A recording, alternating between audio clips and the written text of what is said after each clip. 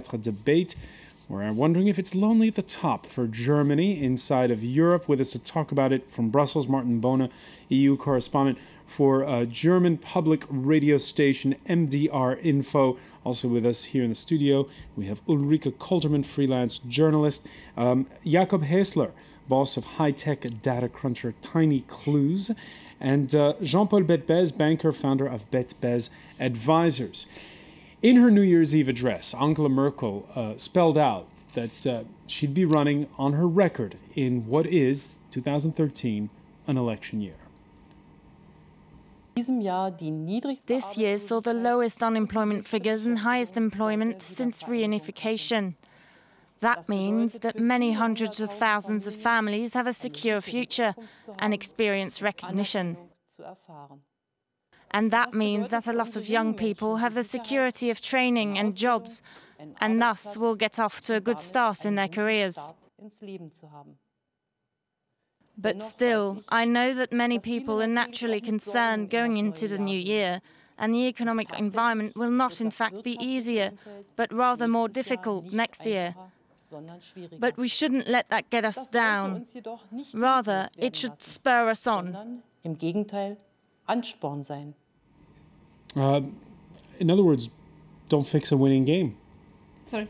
As Chris Evert, the tennis player, once said, never change a winning game. Yeah, sure. No, I mean, she wants to stay on top. And if you look at the polls, it's quite likely. The main question is, will she have to change the coalition partner? And given that the Liberals are really low in the polls, it might be even another grand coalition. Or some people are even talking that she could go together with the Greens. It's not totally excluded. But, I mean, it's quite probable that she will stay on the government, and even if the left comes in, that doesn't mean that the politics will change very much in Germany. Martin Bohne, that message of running on her record, saying that these are the best numbers since reunification, is that true for all Germans? No, that's not true for all Germans. The successes of Germany in exports is one thing. On the other hand, you have a lot of people in Germany, that have very low wages. And the fact that the productivity has gone up, but that means on the other hand that the wages are quite low in a big level of the population. And there are a lot of people, there are many jobs, really a lot of jobs, but many of these jobs are not really good jobs. They have part-time, and many people have to have 2 or more jobs. So there might be some kind of optimism, but a lot of the population is not so satisfied with the situation.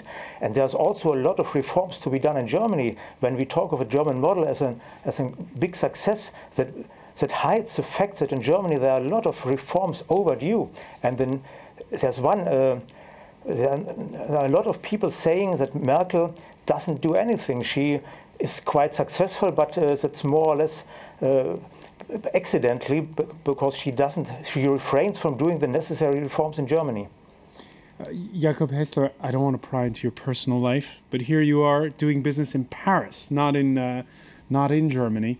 Do you miss working in Germany?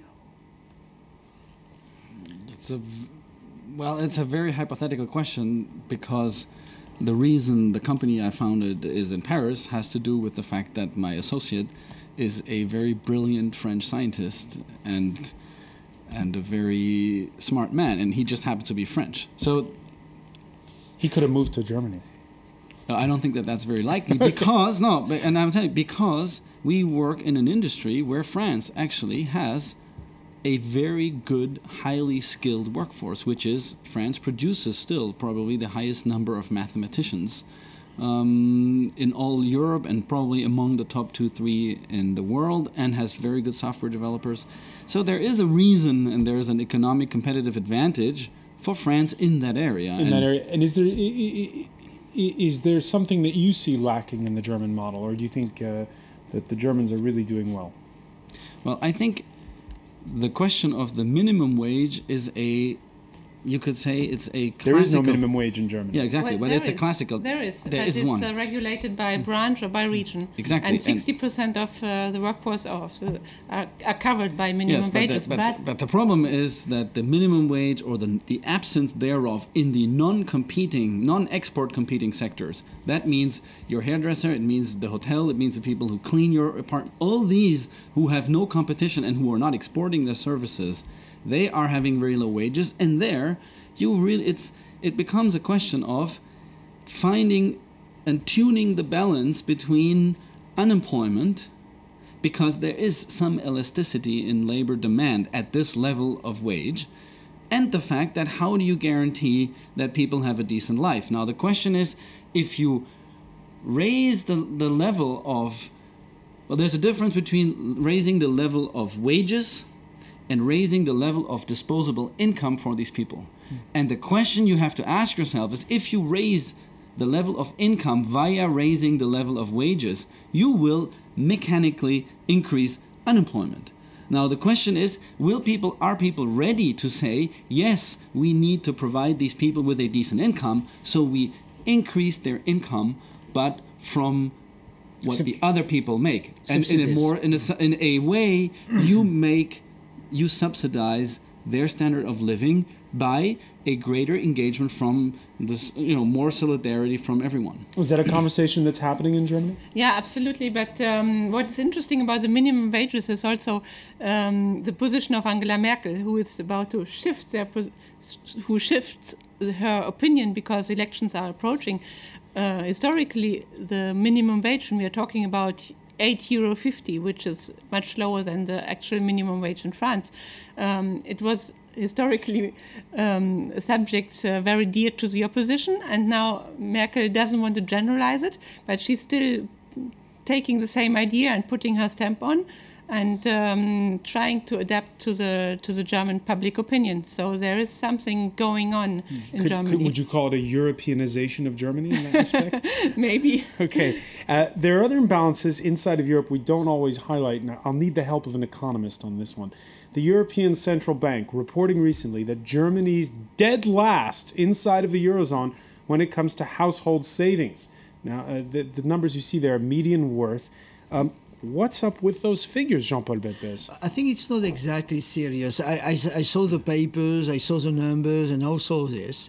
But the question is that, of course, there are assets in Germany, and people say, well, people in Germany are poor compared to others.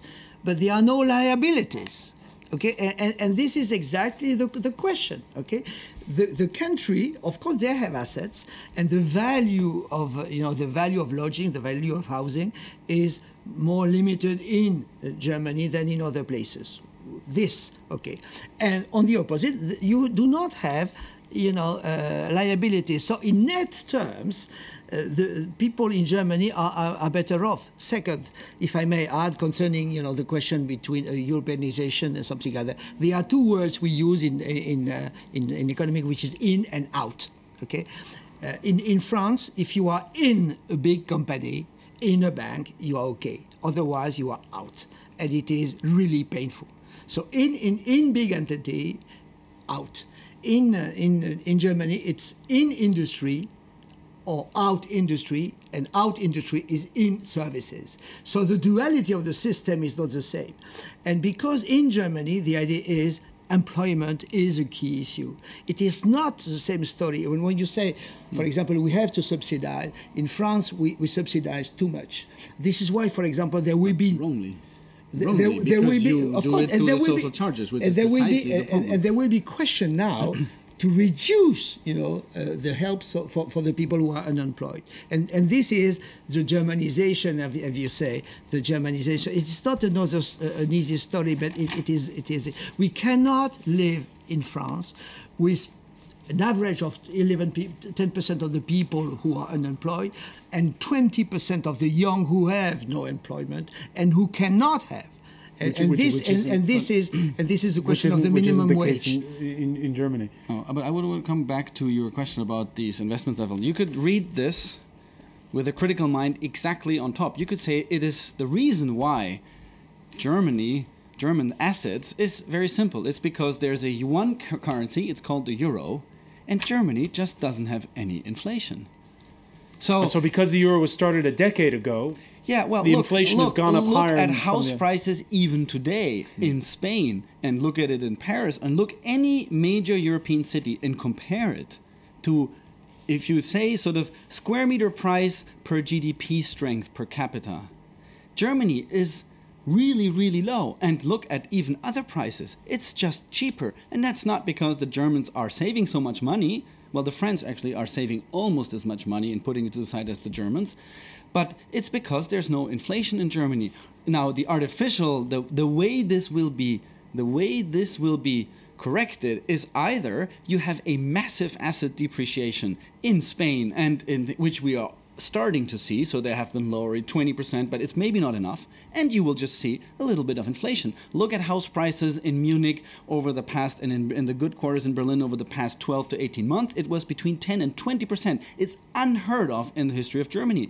And now the Germans say that's not inflation, it's not a monetary-based inflation, it's just a natural correction for the fact that there is then demand for these assets and the price goes up. All right. Yeah, some other people are, by the way, rooting for inflation. The Frankfurter Allgemeine newspaper believes many of its readers are, how do we put this, a little naive when it comes to following their own low-risk, sound investment precepts. Most Germans continue to keep their money in a bank at paltry interest rates, even though they're losing money because inflation outstrips the interest rate. Often it would make more sense to put money in residential property. Martin Bohne, do you agree with that editorial? Yes, of course. It's absolutely true.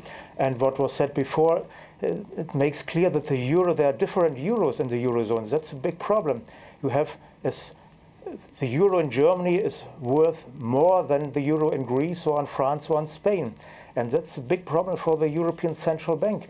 It's also for interest rates. In Germany, there's a beginning discussion, and Chancellor Merkel made it clear last week that there is a big problem for the European Central Bank to decide. But is it a problem for ordinary Germans? Yeah, for ordinary Germans, of course. The study of the ECB about the fortune differences in Europe was quite heavily reported in Germany. People wondered about it. Of course, Germans feel that they are richer than Greek people or Spanish people, but it made them really think about the thing. And of course, there are explanations why these figures are so surprising.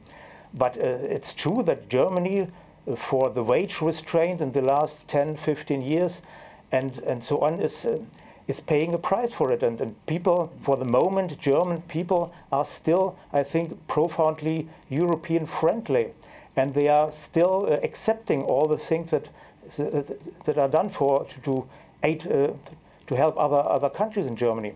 But this may not last for very long. There's now for the first time a party in Germany that it's advocating openly that the euro will be changed, that some countries have to leave the euro, and for the moment they are not very strong. They are about 3%, 2 or 3% in the polls, but there is a potential in Germany too. That means that we have to change all this policy in Europe, and that the euro is not the best solution. This Alternative for Germany party, how much ground will they gain? Is this just well, it's a protest party. Flash in the pan? We have more protest parties. We had the Pirates before. Now we have the anti-Euro party. But we shouldn't underestimate it, because there are very intelligent people in this party, and it shows that the Euroscepticism how are they is striking growing. a chord? How are they striking a chord? Because it's very simple. Reflects all German taxpayers are afraid that they have to pay for the mistakes of the others, and then that's the same problem with the banking union.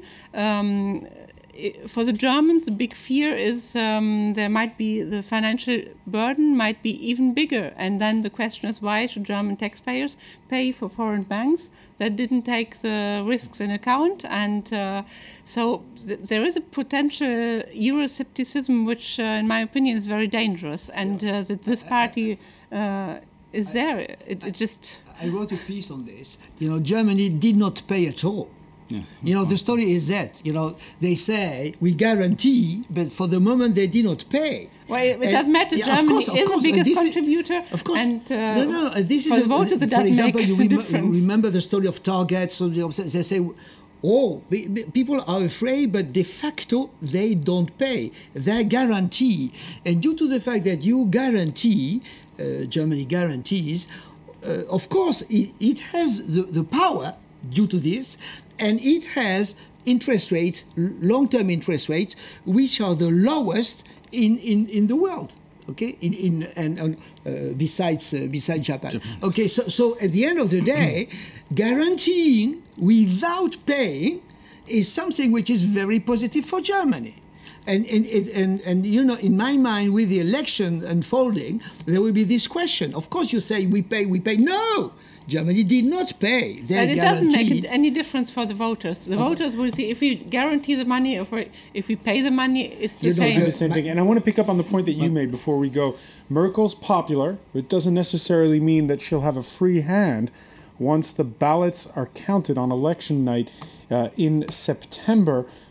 Here's a poll that came out just yesterday, and there you see her coalition, the CDU-CSU, comfortably ahead, but her current coalition partner has collapsed to 4%, and that anti-Europe party we were talking about is climbing slowly at 3%. Yeah, and you just have to calculate. If you put CDU at 35 together with FDP, the actual coalition partner, they are at 39. And if you put together SPD, the Social Democrats with the Green, they come out at 39. So there is room for change.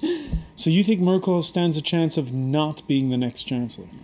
I think no, because she's very popular, and at the end voters will. No, I think she will stay on and maybe change the coalition partner, and maybe it's going to be a grand coalition.